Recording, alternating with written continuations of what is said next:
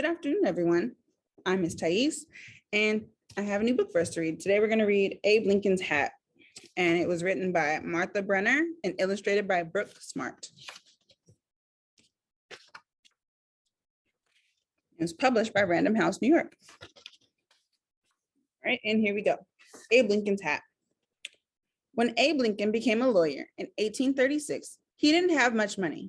He only owned one suit, yet he wanted to dress like the lawyers he admired. Abe bought a long black coat and a very tall black hat. Every day, Abe wore his hat to his new job in Springfield, Illinois. People noticed the tall man in the stovepipe hat, just as he'd hoped. He was friendly to everyone. When they needed a lawyer, they remembered him. Springfield became the state capital. The highest state court met there. Abe's career grew.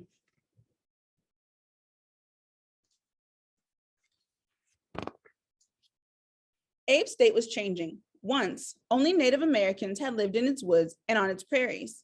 Then white pioneers came with different ideas about land rights. Slowly, through broken treaties, attacks, and harsh laws, the United States forced Native Americans west. By 1818, when Illinois became a state, more settlers streamed in to build houses and farms and new towns. Sometimes they didn't get along. The settlers argued over land and animals and money. Lawyers like Abe could help them work out their troubles or get a fair trial in court.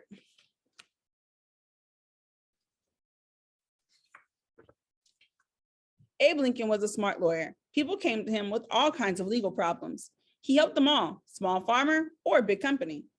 But he had one problem. He was not a neat paper keeper. He was so busy advising people that he didn't update his account books. A good lawyer cannot keep poor records. He was so busy in court, he didn't have time to search his notes. A good lawyer cannot be slow. He didn't remember to answer letters, and he forgot where he put important papers. A good lawyer cannot forget. What could he do?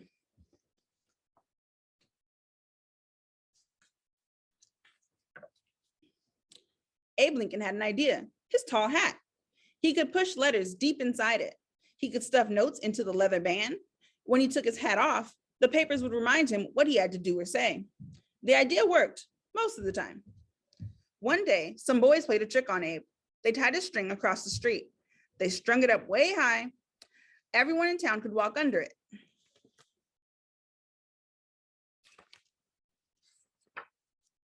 Everyone except Abe. His hat made him almost 7 feet tall. Off it fell. Papers flew everywhere. The boys ran out of hiding. They jumped all over Abe. He was not mad at them. He remembered how little time he had to play when he was young, working on his father's farm. He enjoyed a good joke. The boys' trick certainly did not stop Abe from carrying papers in his hat.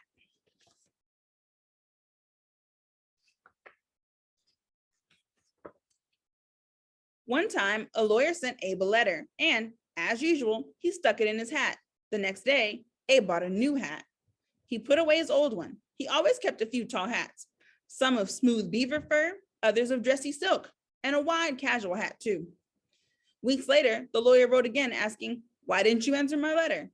Then Abe remembered the letter was still in his old tall hat. Many towns in Illinois had no lawyers or judges, but each county had one town with a courthouse. So every spring and fall, a judge and some lawyers, including Abe, traveled to these towns to handle cases. Abe always took a tall hat packed with papers. His travel bag held one clean shirt, a few law books, and little else for his long trip.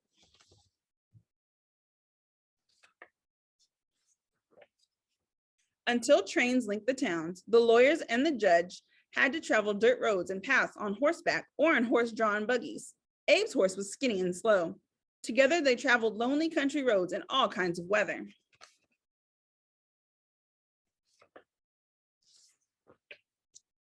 Traveling made Abe weary. He dreamed of a soft bed and a good meal.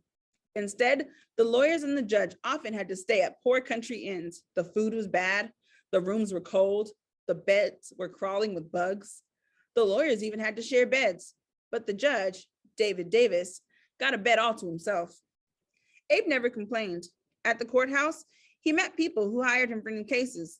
Evenings were spent around fireplaces where he told jokes, talked about law and politics, and made friends who, years later, would help him become president.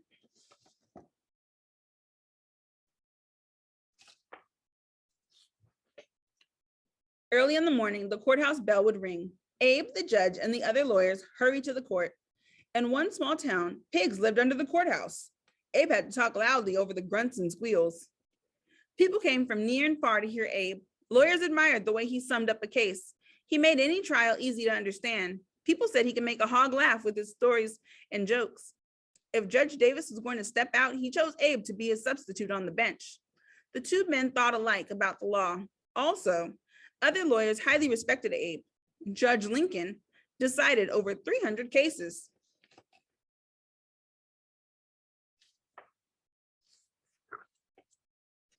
In court, Abe used everything he knew, not only law. From years of farm work, he learned how to handle horses better than most lawyers. So he knew what to do when two men each claimed to own a young horse.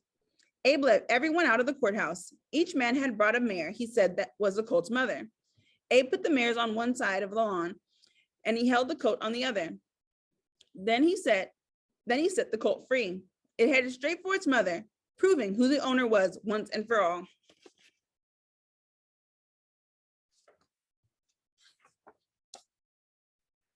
From piloting flatboats down the Mississippi River as a young man, Abe learned to steer through dangerous river currents. He used that knowledge when he argued a famous case between a boat owner and a railroad company. A new steamboat, the Effie Afron, had crashed into a pillar of the first train bridge across the Mississippi. The boat had sunk in flames. Luckily, no one was killed. In court, Abe showed how the boat's pilot mistakes led to the crash, and the railroad did not have to pay for the boat. Abe's case won support for railroads to expand west.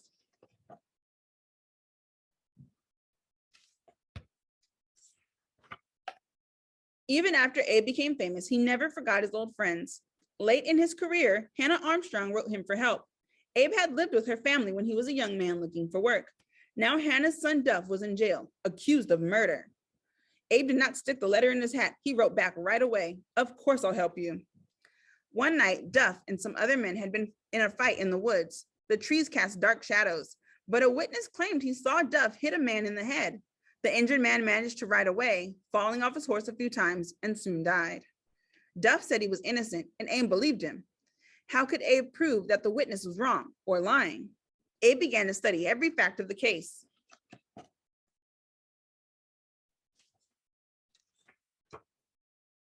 "How could you see what happened in the dark?"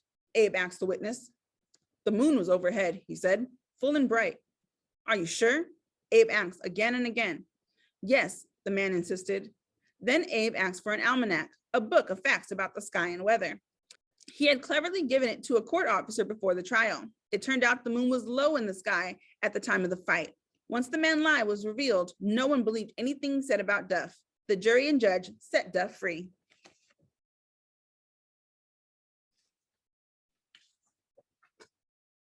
Like many lawyers of his time, Abe was interested in politics. Back then, the most important political topic was slavery. For over 200 years, Black people had been enslaved and brought from Africa against their will, or later were born into slavery. They worked hard for no pay. They had no rights. They were bought and sold and controlled by white slaveholders. Millions of them, young and old, toiled on large cotton, rice, tobacco, indigo, and sugarcane plantations in the South. Abe hated slavery. He believed that every worker should be paid. Illinois banned slavery, but allowed contracts that trapped free Black workers like Nancy Leggins Costley into a kind of slavery. Nancy's employer, in a hurry to go on a long trip, sold her to a storekeeper who agreed to pay $400 for a one-year contract. Her former boss never sent the new contract. He died while traveling. When the storekeeper refused to pay the dead man's family, a legal fight began. Nancy saw her chance for freedom and bravely quit. She was jailed briefly, but the case went on for years.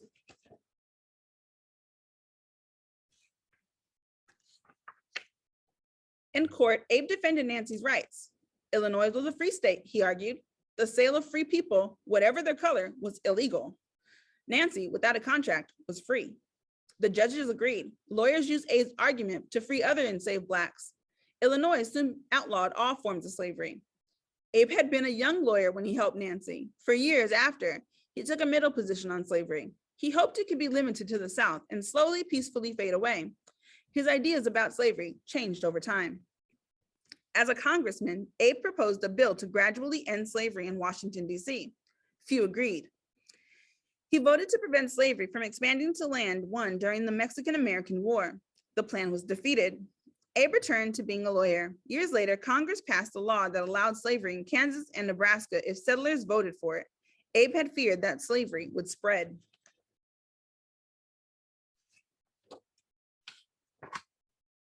Then a Supreme Court decision pulled Abe back into politics. The court ruled that an enslaved man, Dred Scott, was not free simply because he moved to a state and a territory that outlawed slavery. Enslaved people, the justices wrote, were not citizens and had no rights to even bring a case to federal court. Abe felt the decision was wrong. Inspired by past leaders who supported basic rights for all men, Abe jotted down thoughts and put them in his hat. Finally, he lashed out in a speech. He called the nation a house divided. It could not survive half slave and half free, he warned. Abe tried to get elected to Senate. If he won, he would propose laws to stop the spread of slavery. He ran against Stephen Douglas, who argued that each territory should decide whether it wanted slavery. They met for debates all over Illinois. Thousands of people heard them.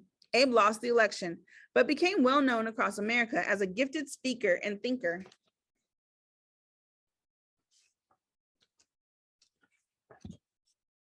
In 1860, Abe ran for president. Stephen Douglas ran too. This time, Abe won. He headed to Washington with his family and 2 secretaries who kept him organized. At every train station, crowds cheered Abe. He had now grown a beard after a girl suggested his thin face would look a great deal better with one. Abe was ready to make his first speech as the new president. He carried a cane, his speech, and a tall silk hat. He looked for a place to put his hat. Stephen Douglas stepped up. "If I can't be president, at least I can hold his hat," he said.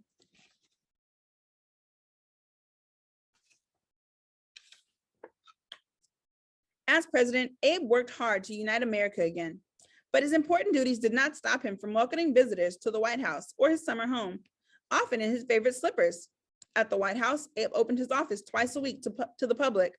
Anyone who wanted to talk to him could get in line. He liked hearing different viewpoints.